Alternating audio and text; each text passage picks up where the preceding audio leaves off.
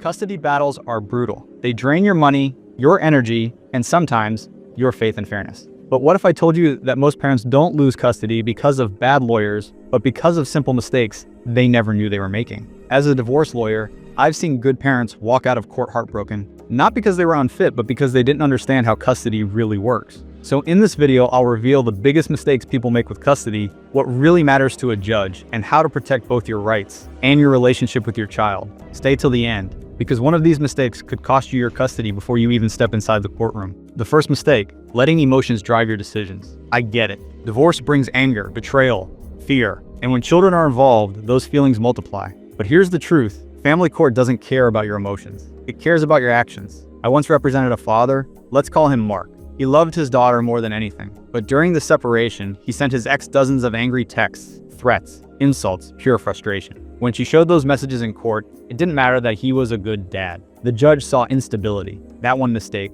Those emotional messages cost him joint custody for nearly 2 years. Never hand your ex the ammunition they can use against you. If you're angry, talk to a friend, a therapist, or even record your thoughts privately, but never put them in a message. Calm isn't weakness. In family court, calm is power. Parents often think if they can show they do everything, the cooking, the school drop-offs, the bedtime stories, the court will automatically give them full custody. But here's the catch. Judges don't care about perfection. They care about consistency.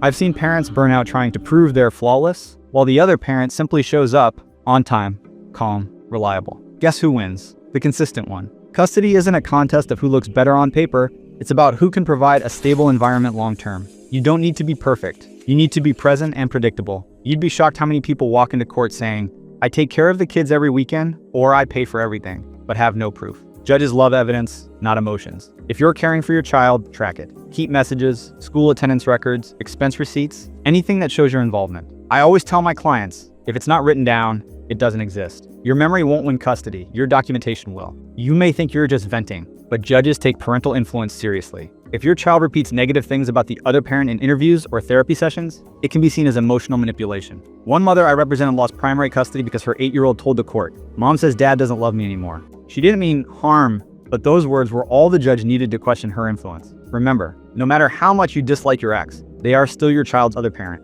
Don't poison your child's heart to win a case. You'll lose something far more important in the long run. Most people walk into court thinking, it's about my rights as a parent. But in reality, it's never about you. It's about what's best for the child. Courts don't give custody based on who's richer, who's more charming, or who's more emotional. They base it on stability, cooperation, and the child's well-being. If you're constantly fighting, refusing to co-parent, or showing hostility, the judge will see you as the problem, even if your ex started it. Sometimes the best strategy isn't to fight harder, it's to show that you can cooperate better. So many people do this thinking it'll cool things down. But when you leave, you're silently telling the court that your ex is the primary caretaker. Even if your reason is peace, the court sees absence. Once that pattern starts, it's hard to reverse. Unless it's unsafe, stay in the home or maintain equal parenting time until a court order says otherwise. So let's recap the biggest custody mistakes. Letting emotions control you. Trying to look perfect instead of consistent. Failing to document everything. Bad-mouthing your ex in front of your kids. And ignoring what the court truly values,